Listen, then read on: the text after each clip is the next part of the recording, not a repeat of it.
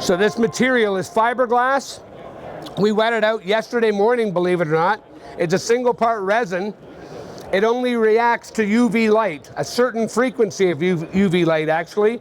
That yellow coating that's on the outside of it protects it from any and all UV rays.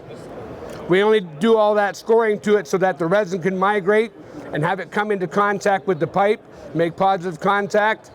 The reason I said we wet it out yesterday is, again, it doesn't care about temperature or anything else.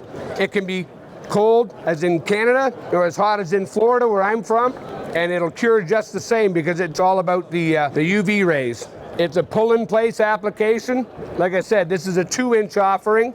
The larger machine here will do 3, 4, 5, and 6-inch. Normally we do a staggered inflation. We do 5 minutes at one pressure. We'll bring it up to 5 minutes at a second pressure. That allows the resin to have a chance to migrate, get a good feather off each end.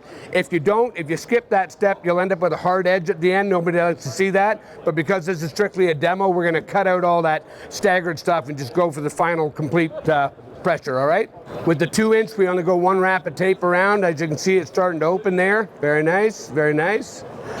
Now this liner doesn't care what type the pipe is, cast iron. This particular case, this is acrylic or PVC pipe. We've used it in terracotta pipes, clay pipes, asbestos concrete, copper, you name it. If it's a pipe, we'll put it in it. The smaller the diameter, the higher the pressure. So in these particular ones, we'll go all the way up to 25 PSI.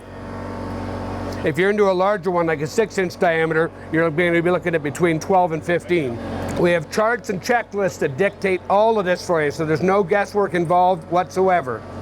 We're going to vacuum it flat and then reinflate that bladder to give it a better shot of pushing any wrinkle out of there and forcing this out extrawards to the outside of the bend.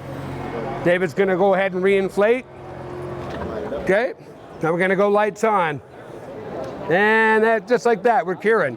So it's a 10-minute cure cycle. It's got a built-in timer here. It starts at 10, goes all the way to 0. When it reaches 0, the lights go off. These light cores, they come in a 5-foot length and a 20-foot length. And as you can see here, there's 50 feet of hose on there. So you've got a pretty good reach. Somebody goes, well, how's the longest you could do? And I go, well, technically 70 feet. I try not to go out further than I can actually reach with either my tools or my camera. So, and we're going lights off. It's going to deflate using the Venturi. The liner will remain sticky afterwards. It's not that it's uncured resin. There's oxidization present. It's part of the curing process. It goes away after a couple of days. And there's the first 45. There's the 90. Not too bad on the 90. Right down to the end. Very nice, Jason. Good job.